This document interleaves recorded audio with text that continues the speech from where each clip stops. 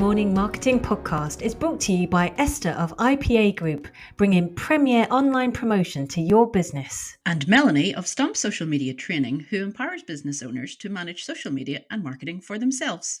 Welcome back to another episode of the Monday Morning Marketing Podcast. Today we're talking about what's new in social media. Maybe the question should really be, what isn't new in social media? There seems to be so much stuff happening right now across all platforms. But today we're going to be talking about some new platforms that are coming out, yippee, to really just mess with all of us, it seems. So, you want to kick us off, Melanie? Well, let's start with A, shall we? I think one of the first ones I've come across is Artifact. Okay. Unsurprisingly, to do with artificial intelligence. And it's an AI generated story writing tool. So I suppose it's like ChatGPT. Okay. But people are using it to create music as well as computer generated art as well. So it's a little bit different. So it really depends on how you're going to be using it. Mm-hmm. So we haven't tried all of these, by the way. They're just ones we've heard about, so they're only going to be relevant at the time of recording. Yeah. Some of them God, we haven't just realised we've just dated this podcast. We have, well, all our podcasts are technically dated, but some of them we haven't been able to try first because they're still in beta. So we haven't been given access to them yet, but others we have. And one of those, or they're available in the US and not available here. That's another thing. Yeah, sometimes we are the last to join the party. But one that I have tried and I quite like is Mastodon. So it's along the same lines as Twitter in that there are feeds, there are hashtags, there are different information. You can connect with people, you can find people, retweet, that sort of, well, remast, I suppose it would be, that sort of idea. So that one has come along as a competition for Twitter, and a lot of people who are not loving the way Twitter is going at the minute are jumping onto Mastodon to try it out. There's quite a few bits of competition for Twitter, actually, because there's also Post as well. Post.news is his full name, but most people just call it Post. And out of the two, because I've got access to both as well, I actually prefer Post to Mastodon. But I still haven't really got behind it too much.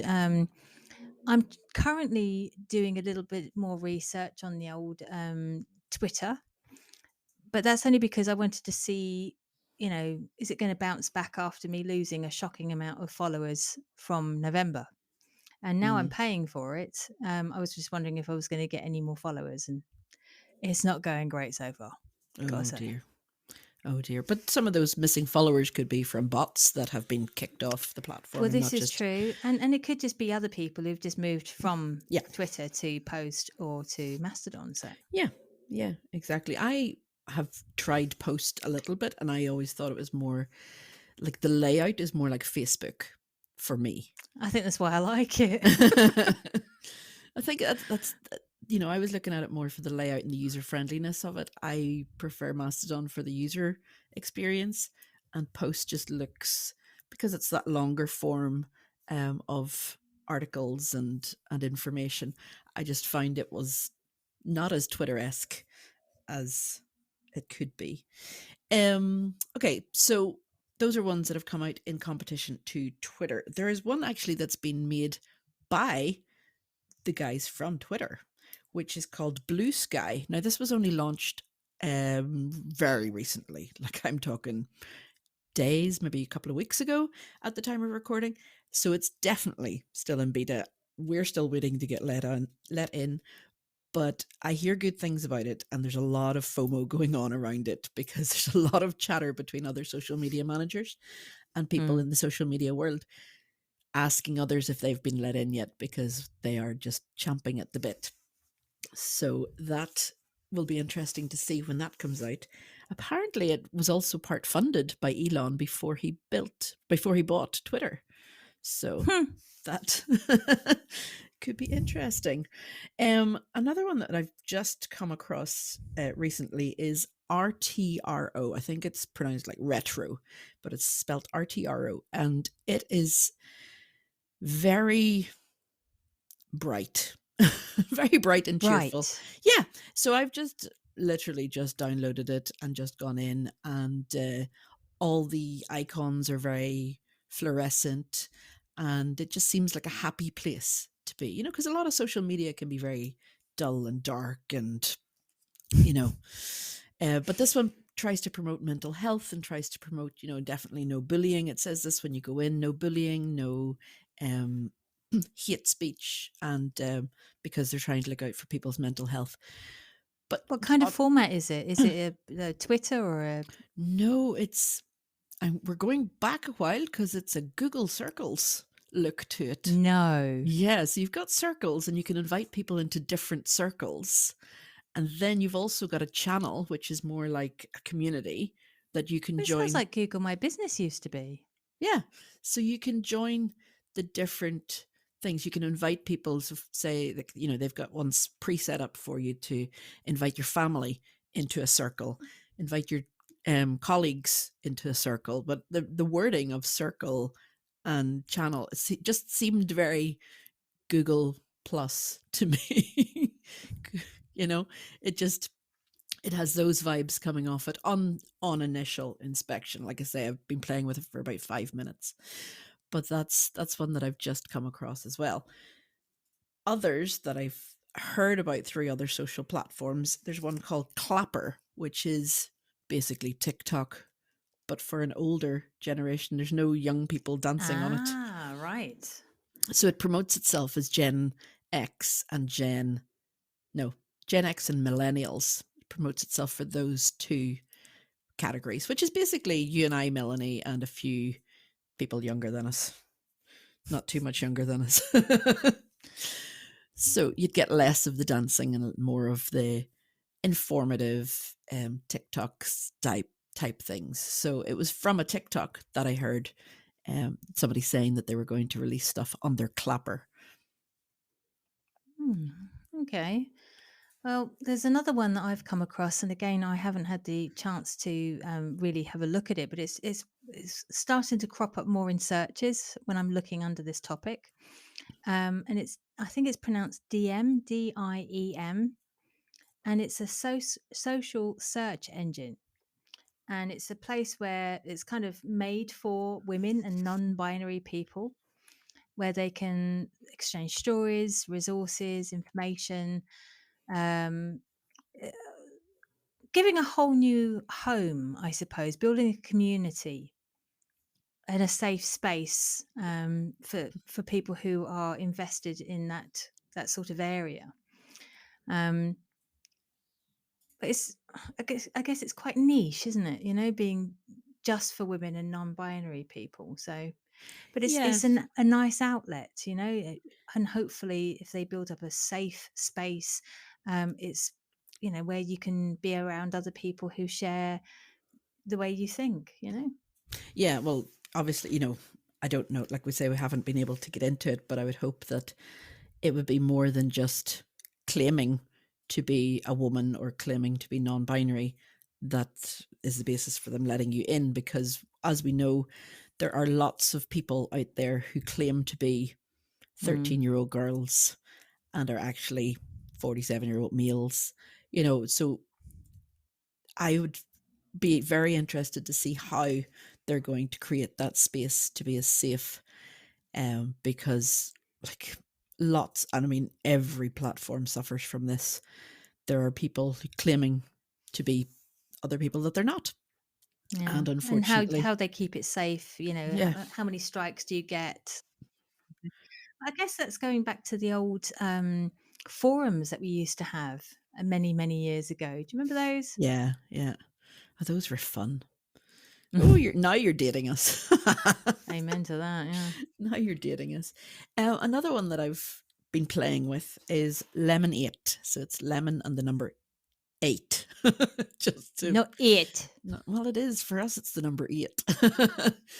But it's very much like Pinterest. On first look, it looks like Pinterest, the way that it's laid out and the way that it's, the feed comes up and it's got two sides, it's two columns on the screen.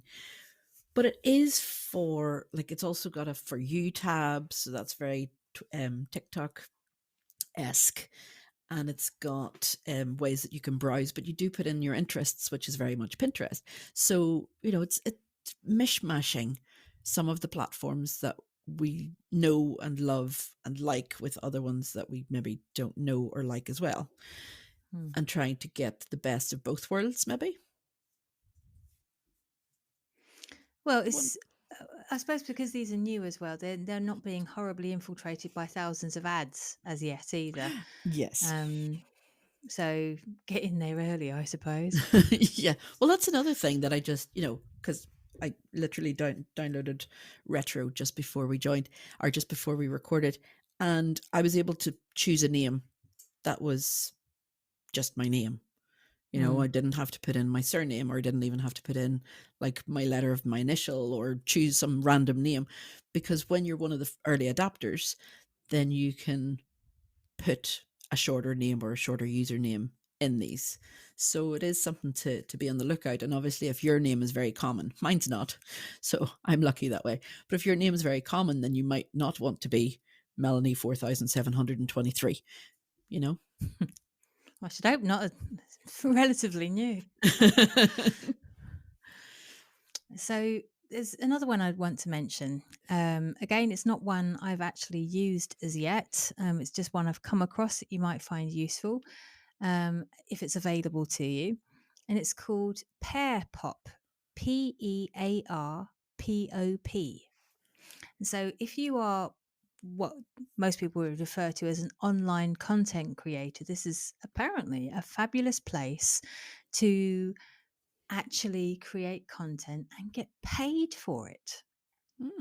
Okay, so what the whole benefit of using this is you can start making money from it allegedly from the beginning. So as I'm sure you're aware, you can make money off a lot of these platforms: Facebook, YouTube, TikTok, and so on and so forth. But then you need to have a certain amount of audience, normally quite a large one.